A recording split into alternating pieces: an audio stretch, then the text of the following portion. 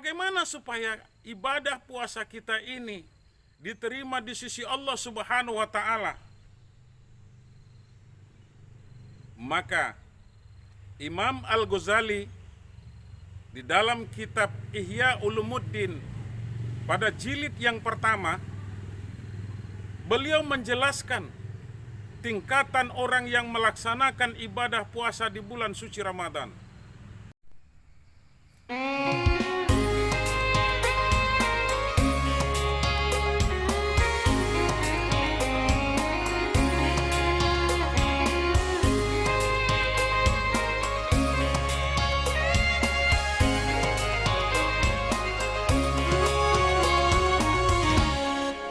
Kanggo rajo di Muaro Tebo, tempat nak muda main bersama.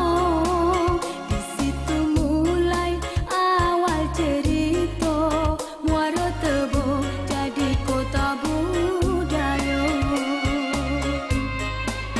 Simpang Lima bertuku kipas, hendak menuju ke pasar Tebo. Kita jangan dilepas, jadi pedoman kita bersama. Kepada Sultan Taha memulai perjuangannya, membela negeri ini dengan semangat di hati. Wahai negeri Tebo, payu bersama kita bekerja. Lanjutkan perjuangan pahlawan kita demi kemajuan negeri kita.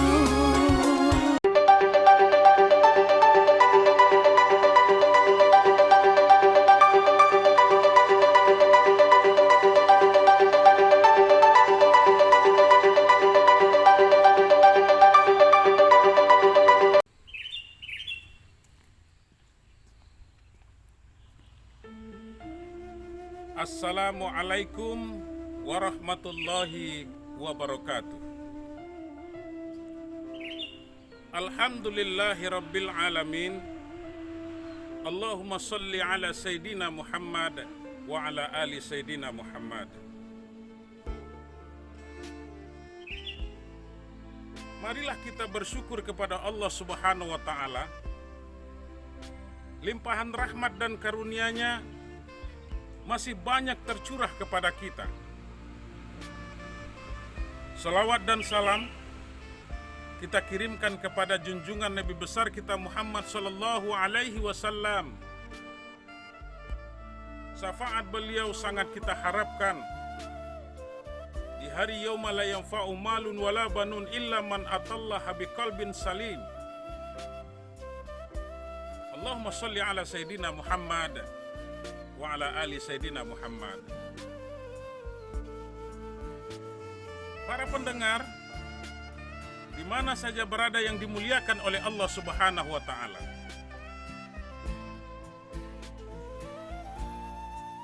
Di akhir 10 yang pertama ini, kita masih diberikan kesempatan oleh Allah Subhanahu wa Ta'ala. Masih diberikan karunia oleh Allah. Masih dilimpahkan rahmat oleh Allah Subhanahu wa Ta'ala, sehingga kita masih tetap melaksanakan ibadah puasa di bulan suci Ramadan ini. Tentu harapan kita, para soim dan soimat,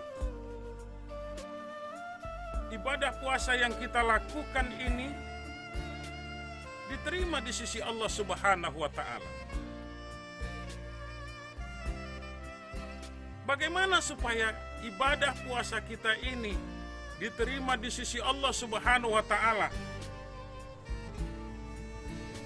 Maka Imam Al-Ghazali di dalam kitab Ihya Ulumuddin pada jilid yang pertama, beliau menjelaskan tingkatan orang yang melaksanakan ibadah puasa di bulan suci Ramadan.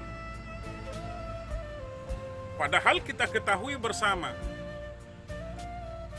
bahwa seluruh orang yang mengaku beragama Islam, mereka yang sudah balik dan berakal, yang tidak ada uzur, mendapatkan panggilan dari Allah Subhanahu wa Ta'ala untuk melaksanakan ibadah puasa di bulan suci Ramadan. Seperti yang Allah ungkapkan di dalam Al-Quran, ya ayyuhallazina amanu, wahai orang-orang yang beriman kepada Allah, kutiba alaikumussyam, diwajibkan atas kamu melaksanakan ibadah puasa. Akan tetapi, hadirin yang dimuliakan oleh Allah Subhanahu wa Ta'ala, dalam rangka melaksanakan ibadah puasa di dalam bulan suci Ramadan ini tentu tidaklah sama pengalamannya. Makanya tadi Imam Ghazali mengatakan ada 3 tingkatan orang yang melaksanakan ibadah puasa di bulan suci Ramadan ini. Apa yang pertama?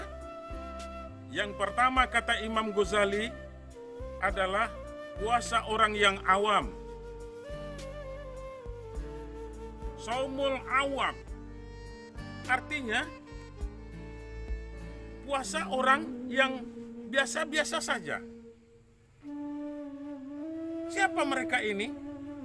Adalah orang yang melaksanakan ibadah puasa di bulan suci Ramadan ini, akan tetapi mereka hanya sekedar menahan haus dan lapar.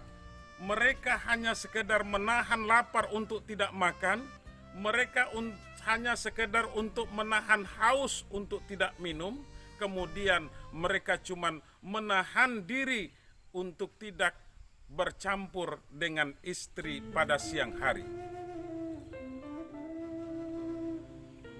Hadirin yang berbahagia, nah puasa orang yang seperti ini adalah puasa orang yang awam, yang sangat biasa sekali, yang tingkatannya yang paling terendah. Kemudian yang kedua, kata Imam Al-Ghazali, adalah puasa orang yang khusus. Siapa yang melaksanakan puasa yang khusus ini? Yang termasuk kepada golongan ini adalah mereka, di samping mereka menahan haus dan lapar dan menahan diri untuk tidak menggauli istrinya pada siang hari, kemudian mereka juga menjaga diri dari hal-hal yang dapat membatalkan amal ibadah puasa mereka. Karena mereka ini termasuk orang-orang yang soleh. Dan puasa orang yang soleh itu paling tidak menurut Imam Ghazali ada 6 yang harus diperhatikan. Apa yang pertama? Yang pertama adalah orang yang soleh itu mereka harus mempuasakan matanya untuk tidak melihat hal-hal yang dilarang oleh agama, yang dilarang oleh Allah Subhanahu wa Ta'ala. Kemudian mereka juga menjaga lidah, mempuasakan lidahnya untuk tidak berkata bohong, untuk tidak bergunjing, untuk tidak menyakiti hati orang lain dengan ucapan-ucapan yang dikeluarkan dari mulutnya sendiri. Kemudian mereka menjaga pendengarannya. Mereka tidak mendengarkan hal-hal yang tidak boleh di dalam agama, mendengarkan suara-suara yang dilarang oleh Allah Subhanahu wa Ta'ala.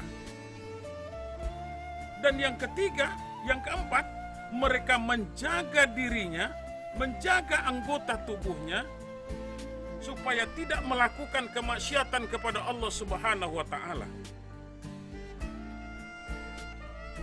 Kemudian apa yang kelima? Yang kelima, mereka menjaga diri ketika mereka waktu berbuka puasa tentu tidak berlebihan. Artinya menjaga perut mereka untuk tidak berlebihan dalam mereka berbuka puasa. Sementara yang keenam, kata Imam Ghazali di dalam Ihya Ulumuddin, agar tercapai kita puasa yang khusus ini, puasa yang khas ini adalah bagaimana kita bisa menahan apa yang kita konsumsi waktu berbuka puasa, menghindarkan diri kita dari hal yang subhat, apalagi yang diharamkan oleh Allah Subhanahu wa taala. Para hadirin wal hadirat rahimakumullah. Kemudian kata Imam Al-Ghazali, tingkatan puasa yang ketiga adalah tingkatan puasa khas bil khas. Artinya khusus lil khusus. Dan ini puasa yang sangat luar biasa di sisi Allah Subhanahu wa taala. Siapa mereka yang bisa melaksanakan ibadah puasa seperti ini? Adalah mereka para nabi dan rasul, para siddiqin, kemudian para muqarrabin, orang-orang yang benar, kemudian orang-orang yang selalu dekat kepada Allah Subhanahu wa taala. Hadirin sedang pendengar yang dimuliakan oleh Allah Subhanahu wa taala. Nah, tentunya orang-orang para nabi dan rasul ini, mereka bukan hanya sekedar menahan diri mereka dari hal-hal yang dapat membatalkan amal ibadah puasa mereka, dan juga menahan diri dari hal-hal yang dapat membatalkan amal ibadah puasa mereka. Tetapi mereka jauh daripada itu. Apa? Mereka menahan hati mereka untuk tidak mempunyai keinginan ataupun cita-cita selain dari mengharapkan keridhaan Allah Subhanahu wa taala. Tentunya hadirin para soim dan soimat yang dimuliakan oleh Allah Subhanahu wa taala, kita berusaha agar ibadah puasa yang kita lakukan di tahun ini diterima di sisi Allah Subhanahu wa taala, kemudian akan mendapatkan ganjaran yang sangat berlipat ganda dari Allah Subhanahu wa taala. Ini merupakan harapan dan cita-cita kita sebagai orang yang mengaku beragama Islam, orang yang beriman kepada Allah. Agar apa? Agar nanti kita keluar dari puasa Ramadan kali ini mendapatkan oleh dari Allah Subhanahu wa taala, mendapatkan predikat dari Allah Subhanahu wa taala, kemudian mendapatkan piala takwa dari Allah Subhanahu wa taala. Mudah-mudahan para hadirin di mana saja berada yang dimuliakan oleh Allah Subhanahu wa taala, mari kita berdoa kepada Allah Subhanahu wa taala. Mari kita banyak menengadahkan tangan berharap kepada Allah Subhanahu wa taala, meminta kepada Allah agar kita selalu diberikan kekuatan, agar kita diberikan kesehatan, agar kita mampu melaksanakan ibadah puasa di bulan suci Ramadan tahun ini dengan secara sempurna. Lebih kurang mohon maaf. Usikum wa nafsi bittaqwallah. Ihdinas siratal mustaqim. Wassalamualaikum warahmatullahi wabarakatuh.